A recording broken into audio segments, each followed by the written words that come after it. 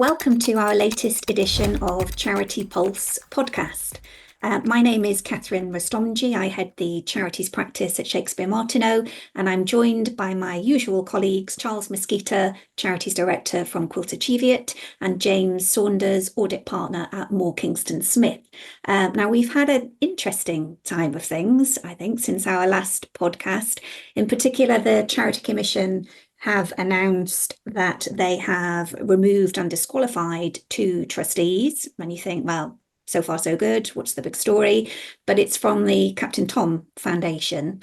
The disqualification orders are for 10 years and 8 years, so not insignificant, of the daughter and son-in-law of Captain Tom. And also, I think the timing of the removals is interesting because the Charity Commission hasn't yet published their inquiry report into that. So clearly, the Commission must have evidence that satisfies them that removal is appropriate. But I think there will be more to come on this when the inquiry report itself is published. And the other big story, big story, would be that we now have a new government. I think we're already seeing some discussions around, will this mean that things are different for charities under a Labour government? I think the language so far has been interesting about politics of public service and building a government of service. And Charles, I know that you have experience from pro bono economics, having done work in this area. I just wondered if you had any initial thoughts about the new government and what that might mean for charities. Yeah, I mean, it was interesting that they approached pro bono economics back in the back end of last year and had a summit with the sector in January. And there was a very clear message from the then shadow front bench around its intention to work more closely with the sector. It did say at the very outset that there wasn't more money, so I think people shouldn't get overly excited about that part of it, because I think they've got an awful lot of other things to do. But any change in that relationship between government and in the way that charities are funded must be welcomed, because I think that will be much more, I think would remove a whole lot of bureaucracy, or even try and do so. The only thing that is a little bit alarming is I think that the new Minister for Charities is not the same one as the shadow. And the 2 things I think would be worth watching for, one is whether it stays where it is under culture, media and sport, whatever it is, and goes back to the Cabinet Office. I think that would be a real intent if that happened. And the other thing is, one can only hope that a minister will stay in post for a reasonable length of time. And I would say that across the whole of the thing. I think one of the problems was the musical chairs that went on previously to that. And it just, how anybody can get a grip of the subject and everything else if they're moving every 6 months or 2 years or a year or whatever it may be. So I think if they are intent, then people need to stay in their job and really get to grips with the brief. Yeah, and I think that ties into one of the stories you'd seen, James, about charities must have a seat at the table, is what sector leaders have been saying. And any thoughts on how you think charities could interact with the government? Yeah, I think actually the sector had a reasonably stable Secretary of State for some years. Stuart Andrew had been in post for a while and had been shadowed by, I think, on the Labour Party side, by quite a number over the course of that. And I think he was generally quite committed and pretty good in the role. Exception to the rule, really, as far as those Tory ministers went in the last few years. But it'll be interesting to see now who comes in there, because as you said, Catherine, Lisa Nandy has been appointed to the DCMS, and of course, presumably there will be a parliamentary undersecretary for charities, or whatever the position was that Stuart Andrew had. What was your question again? What was the? I suppose charities having a seat at the table, and what you think the main policies might be of the government, or main issues, perhaps.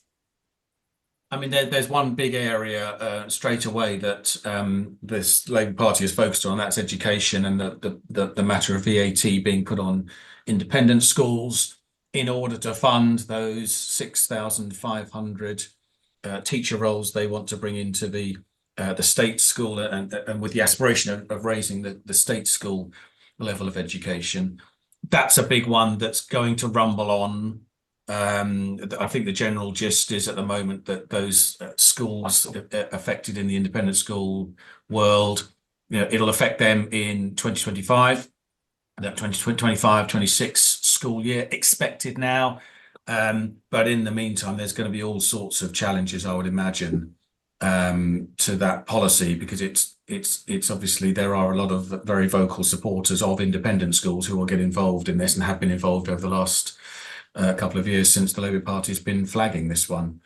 Other than that, yeah, absolutely. I mean, Charles mentioned earlier, the overtures, if you like, from the Labour Party in the lead up to this election to the charity sector.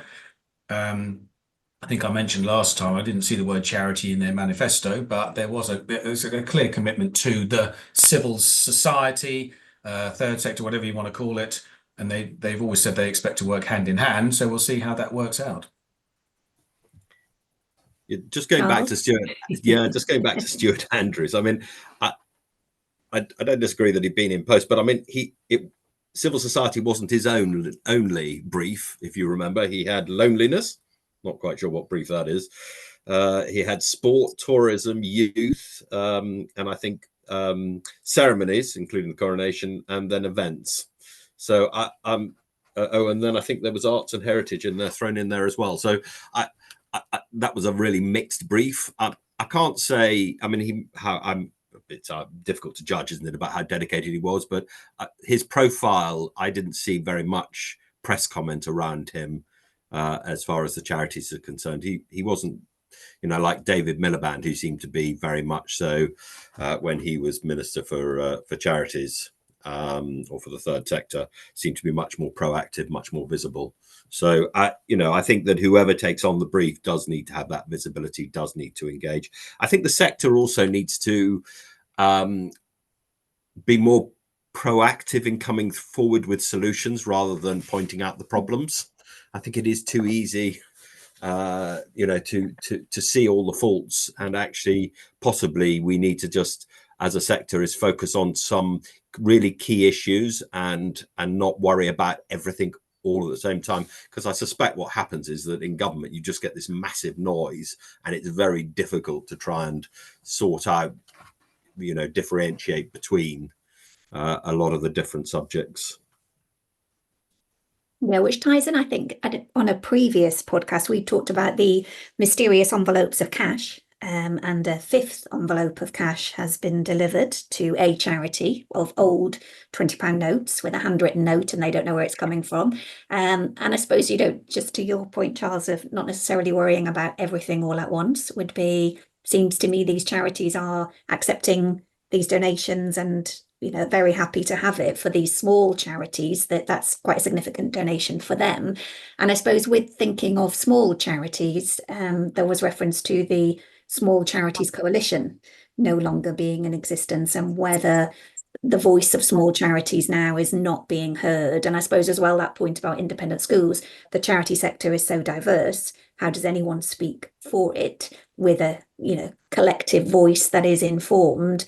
But I just wondered particularly whether small charities might well be feeling then they're not adequately represented and voiced. There's definitely a gap. I'm sure there is clearly a gap where the Small Charities Coalition used to be, and a couple of other organisations of a similar nature. So, we've often said the charity sector needs to, as Charles said, needs to be proactive in putting itself forward. Even then, small charities at the moment are really not being heard at all, because of the lack of any sort of representation on their part now. The Small Charities Coalition used to be brilliant at, punching their corner, if you like. But there's a real problem for small charities at the moment. I mean, there's another, we've seen some other articles about small charities struggling to get funding in general. I'm not absolutely sure that it's quite so sweeping and generic, but it's definitely the case that smaller charities, on occasions can find themselves in real financial difficulties, and with no real obvious solution or voice to represent them coming forward. So it is a real problem. I think your issue, isn't it, is that there is no single person or body, umbrella or regulator who really is in a position to be the voice for the sector. We would hope that the Charity Commission is more of a voice, and I think, to be fair, they are. But again, they're a regulator; they're not really there to be the champion of. They're more to protect the integrity of the through good regulation. I would encourage the umbrella bodies, and they did it, I think, in COVID and other things, to actually get together and have some clear messaging around what it is to be the benefits of being a charity. And I think charities also need to, remind everybody that they are a charity. I mean, I know I've said this before. I walk across our village playing fields and the village hall, and I suspect if I did a survey across the whole of our village, which is about 800 houses, majority would look at it as a council facility, not as a charity. And there's a real missed opportunity there of telling everybody as soon as they come in that actually the organisation is a charity and for the public benefit of the village and the local community. So the problem, Charles, as well. The problem at the smaller charity level is, by their nature, it's going to be a much more diverse group.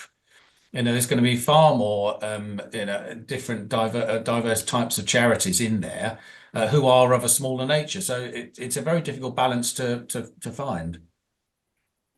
Absolutely. But a great way of being. Sorry.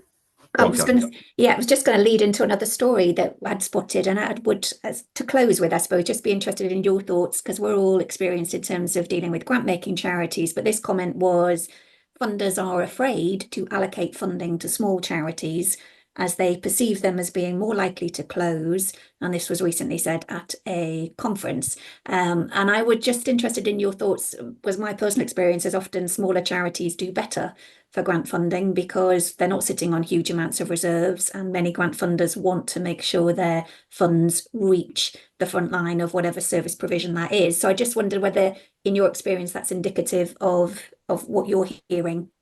Yeah, I think funders are very keen to give to smaller charities for the reason that these days people want to see impact. They really do want to see impact. And I don't think it's a question of, small charities don't get funding. I think it's possibly that those that don't and can't demonstrate their impact well enough don't get funding. To be brutally honest, I'm absolutely certain that people want to give money where they can find that they're getting impact they're getting bang for their buck, frankly.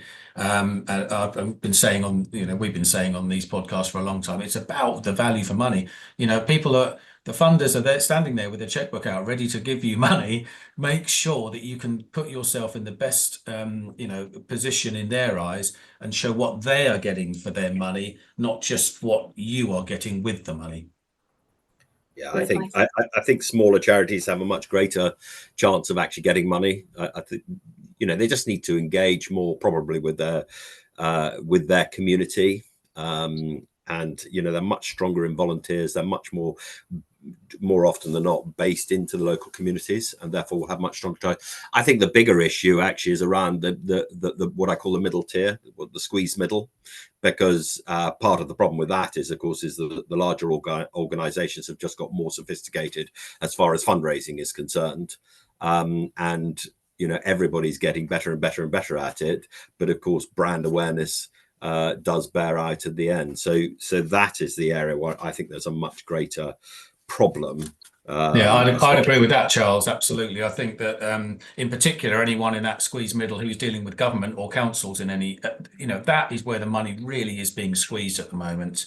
Everyone's drawing back on any of those more formal grant arrangements, service provisions, and we're hearing anyone in the health sector or in the social welfare sector, social care sector. That's where the money has tightened up so much in the last couple of years. Every year after year, just reducing time after time. And that's where charities are giving back contracts, getting out of the business, and can't make ends meet. I'd love to see an academic study looking at the benefits of procurement, because I think we have become mindless a lot of occasions in the way that we go about procurement. And the problem is that all they can do is judge on certain criteria, which is generally price. and let's have a look at the post office and what happened there, where it was done on price, for all the problems that arise, rather than looking on the quality and the caliber and actually making a judgment on that, however much. And I know there is meant to be a concordiat between in government around not disadvantaging smaller companies, but as far as I can tell is that larger companies always do far better when it comes to procurement, because they always get more points on the scoring mechanism, and to me that doesn't necessarily lead to better outcomes. Well, I'm going to wrap things up there then, Charles, because that's a huge topic in terms of procurement. I'm hoping our dear listener might know an academic friend who can input into this study. But thank you for joining us for this latest podcast. Please do like and share amongst your colleagues and contacts. We very much welcome feedback on our views on these podcasts and also other topics you might like us to cover. And we look forward to hearing from you, or hearing from us rather, on the next podcast. Thank you.